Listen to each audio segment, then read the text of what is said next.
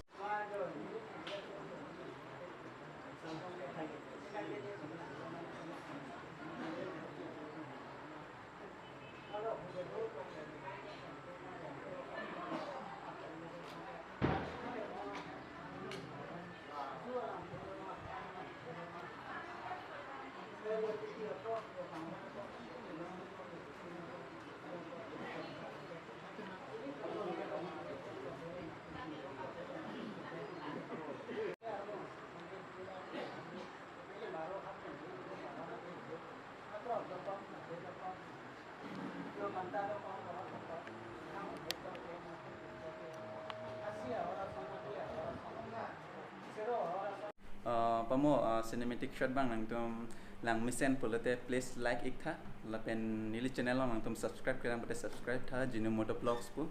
lapen please pen nangtum ni video lang misen polite nang share piwek tha lasi non nitum ruman dam thupo ho lapen itum pini ningarong aje lasi nang nitum ta nang lang dun ik tha lasi dah nang dun Lah Jorson Salam konsep Bang surapitian long thayame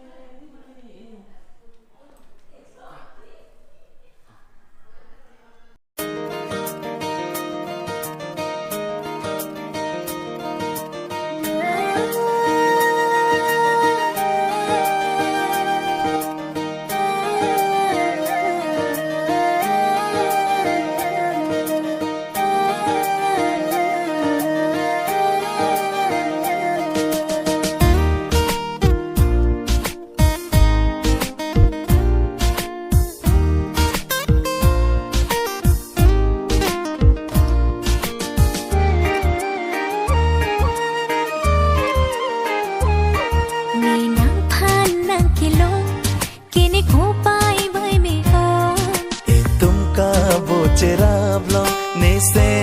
ing sam om ko na pen si ko som itung ka chi tong long rana me van rap si itum ka che tong long la si lirun ka bo che rap long la puan li ka ching hon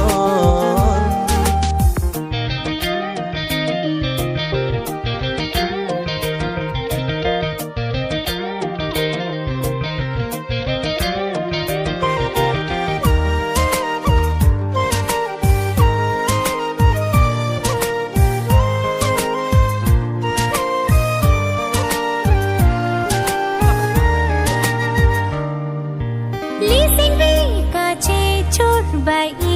tu mang bom rana mi ki van rap a chor ka chilong chobo che alam che than anason ka ching hon pen li elam ka che don pen si chobo che long li non non kaya long li son ka bo che ralong baduta ave jibon ituma son ni nang phan nang kilo kini ko pai bai me o itum ka bo cherab long ne se ing sam on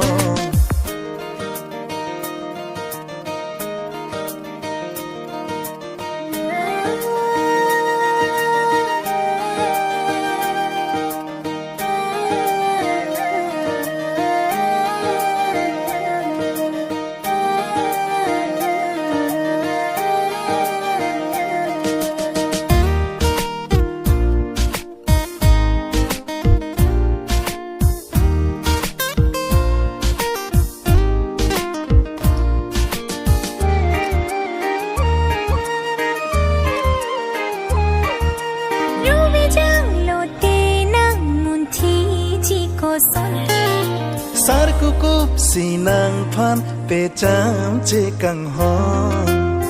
sampini long thur jong si ko pu som mahun ben bin si bin bu ji kang hon biji ne nang kai klo pleng de na son singing sam kang hon no akaya sam moment chi men wang tali chi tong nang bong ni nang phan nang kilo kini ko pai bai me ho itum ka bo cherab lo ne se ing sam on ko na pen si ko som itung ka chi tong long rana me van rap si itum ka che tong lo la si lirun ka bo cherab lo la puan li ka ching hon